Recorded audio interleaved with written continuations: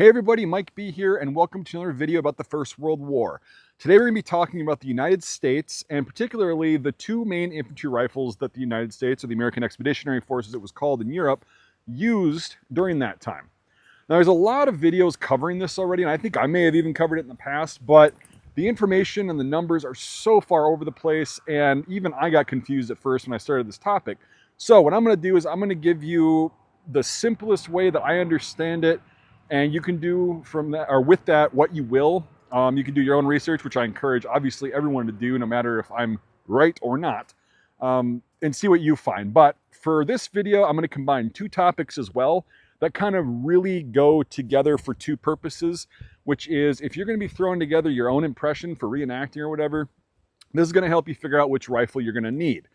Second of all, it does help with historic research. If you had a relative in the First World War and you know which unit they were in, you can more than likely figure out which weapon they carried during the First World War using the information I'm about to lay out in this video. So with that, two topics in one video, free of charge, guys, free of charge.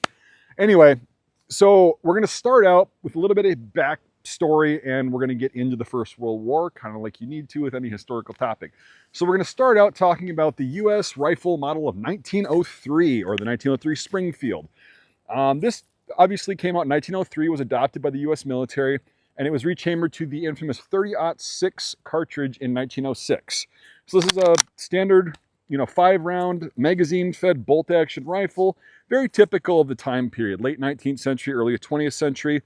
It had really nice sights, as most U.S. combat rifles did and still do, their target sights. It was shorter than a lot of rifles at the time, and no, it was technically not a Mauser, and I've already made videos on that, so I'm not going to go into detail on this one, but you can watch that if you think that this is a Mauser rifle. So this was the standard infantry rifle before the First World War. Now, these were kind of expensive to produce, and they took a little bit more time than a lot of other weapons because the United States wasn't involved in a giant conflict during those years, 1903 until 1917, when the United States got involved in the First World War. So if you trickle out 850-ish thousand of these over a period of 15 years, it's not going to be as big of an expense and kind of a manufacturing burden as if you decide to enter a massive scale war and don't have enough rifles for your military. So while these were used in great numbers, there was a panic that happened in April of 1917, and we're going to get into that. But first, we've got to talk about this little bundle of joy. So in 1914, the United Kingdom, so we always go back in history, entered the war with the short magazine, the Enfield No. 1 Mark III. And much like the United States would kind of find out in 3 years, they did not have enough to go around. So they started looking for a new design that was more streamlined, and ended up coming out with what was called the Pattern 14 rifle, chambered in .303 British. Looks exactly the same as this to the untrained eye. And they designed it in the UK, or Great Britain rather, sorry, UK is a newer thing, my bad, habits. It was designed in Great Britain, and Winchester, Remington, and Eddystone were all contracted to manufacture these in the United States for the British military. Now, that kind of fell through, and they really didn't purchase as many as the US would have liked them to, if that makes sense. We're not going to get too far into that topic because I can make multiple videos on that. I need help from Devin K.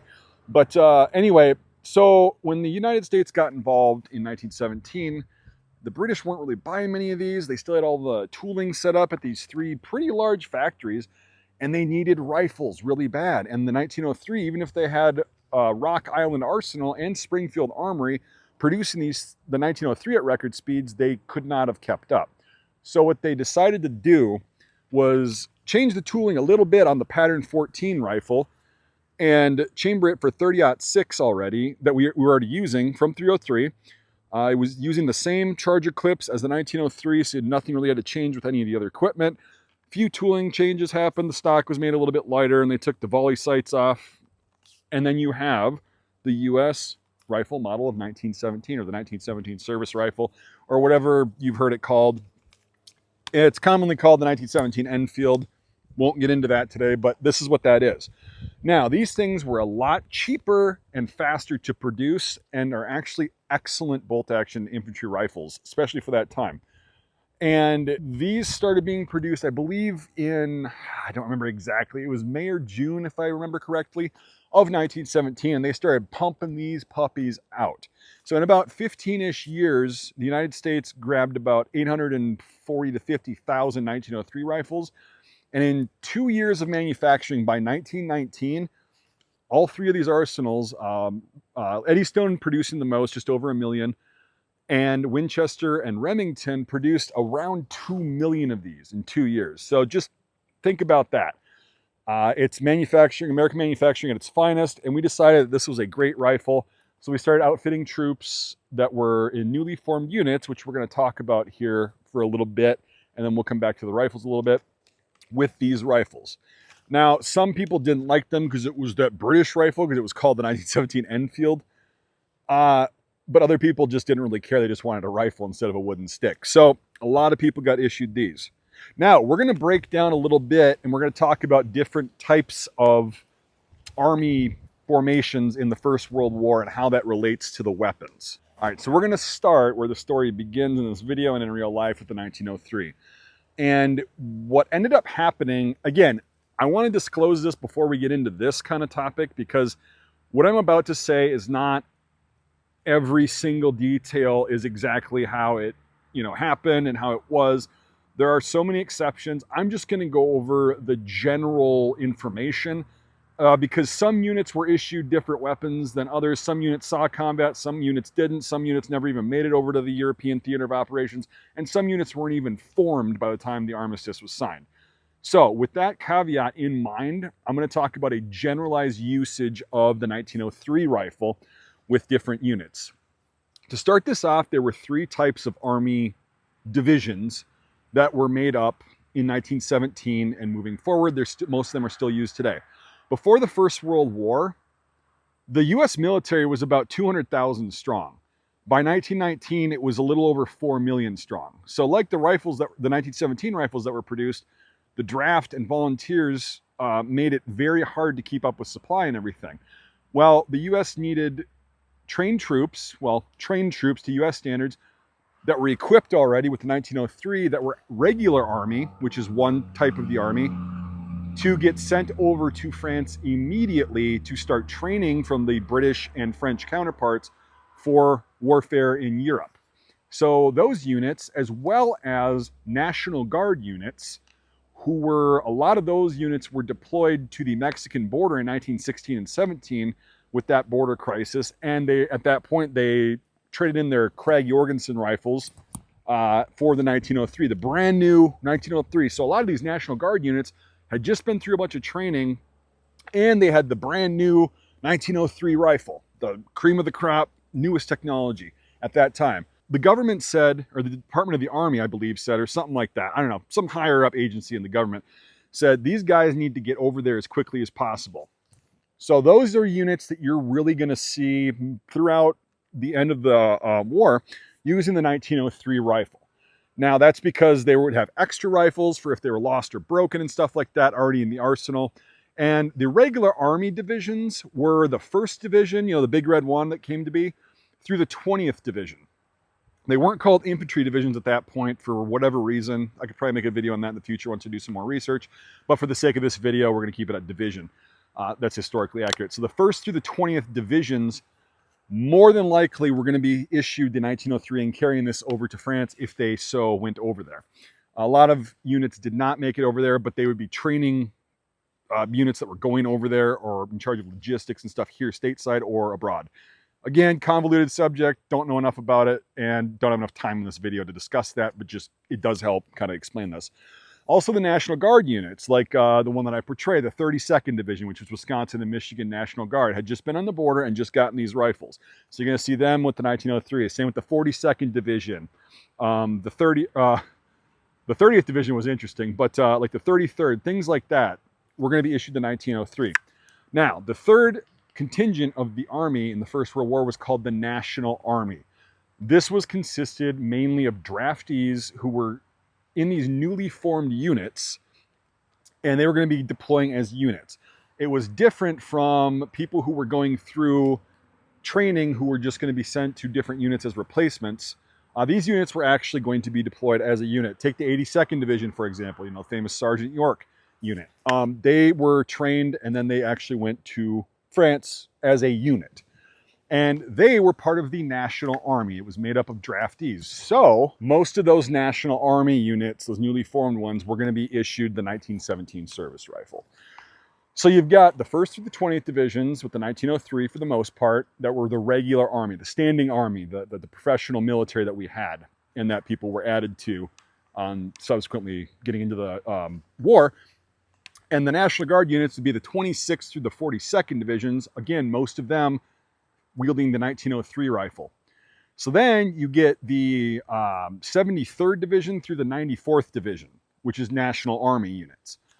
A lot of people, a lot of men, they mostly got the 1917 service rifle. And because of those numbers kind of overshadowing the amount of people who were in the regular Army and National Guard, you're going to see a lot more of these by the end of the war in theater. And we'll get to that number in a little bit to kind of settle this, but I still have a little bit of splaining to do. Then you get the 95th to the 104th divisions who were being formed because they didn't think this war was going to end in 1918. So they're just making all these units and they just keep going numerically. So they got to the 104th Division. Those units from the 95th to the 104th did not go overseas. Actually, most of those units weren't even fully formed. They would have like either an infantry battalion, a headquarters battalion, but they didn't have a fully formed regiment or unit at that point, a division at that point. But again, because they were National Army, they would have most likely been issued the 1917, either before, if they had live rifles, because again, a lot of them were using sticks because all the rifles needed to be over in France. So those units also, you see how many more units there were of the National Army than there were of the regular Army and National Guard. So at the end of the war, it's estimated that, again, this is where the numbers get kind of contentious because some people say it was 50-50. I might have said that way back when. Some people say it was 60-40 in favor of the 1917. Some people say it's as high as 75% of the American Expeditionary Force was fielding this rifle in France the day that the armistice was signed in 1918, November. So I honestly don't know, but just based on the amount of rifles manufactured and the amount of time that they were, I would assume, I know I should never assume, that 75% number was actually pretty accurate. Now, how many of those were used actually in combat? Probably not all of them, because a lot of the National Army units that went to France actually never made it into combat. A lot of regular Army units were in combat, a lot of National Guard units were in combat, and then you start getting into the National Army, and it seems to be about half of them actually saw action in the First World War. So a lot of these might not have been used, which is why they were actually used through the Korean War, and you'd see them pop up in the Vietnam War, et cetera, et cetera. But again, different topics, different videos, but you should be aware of that because so many of these were produced. So yeah, I would say that I think that 75% might be closer than say 50-50 at the end of the war. So, obviously there's tropes and stuff like Alvin York used a 1903 because it's more American, blah, blah, blah, blah, blah. Now the 82nd Division, you can see it in photos and it's very well documented, was issued in 1917. So again, my unit that I'm portraying was issued in 1903 and served in France in 1903. So that's what I used for my impression. That's really all I've got on this topic. I know it's a lot, it's kind of long form, it's winded, but again, it's two topics that are very highly related and very interesting that you might not have known about. I love talking about this stuff because it's very interesting to me, and not a lot of people know about the First World War. So with that, this boy is a lot heavier than the 1903, but man, is this little side note, I like this better than the 1903. Don't hurt me. It's just, I love this thing. The 1917 is really good. But I think that's all I've got for today. I'll stop rambling your ears off. Again, like I say in every video, I really appreciate you guys watching. If you want to help more cool videos of like different impressions with different weapons from different time periods, these things are really expensive. Getting an impression together, like you guys think that I have all these impressions, I just bought them overnight. No, this is like 15, almost, between 15 and 20 years of getting it piece by piece, one piece at a time, like Johnny Cash song, because it's so expensive. But if you want me to get some different cool stuff Patreon is a great way to do that. You know, it's $1 a month. If you do $5 a month or more, you get access to my Discord server, which is really cool. There's a lot of awesome people on there. It's a very fun time. I'm on there pretty much every day, so it's pretty fun. And yeah, I've got a lot of really cool YouTube members and Patreon supporters. So if you want to become part of the Cool Kids Club, that's an option. Link is in the description. Also, I do sell military surplus stuff and reenacting stuff and just cool stuff in general. Link to my online shop is also in the description, mikesmilitaria.com. So that's about all I've got. I appreciate you watching. You know how to support on YouTube itself, the like, share, comment, blah, blah, blah, blah. Which rifle do you like better? How about that? The beg for engagement. Which rifle would you have chosen if you had to be in the First World War as an American soldier? The 1903 or the 1917? Throw that comment down below. See, I am getting better at this. All right, that's all I've got. Thank you so much, guys, for watching. If you have any questions, also comment with that. And we'll see you on the next video.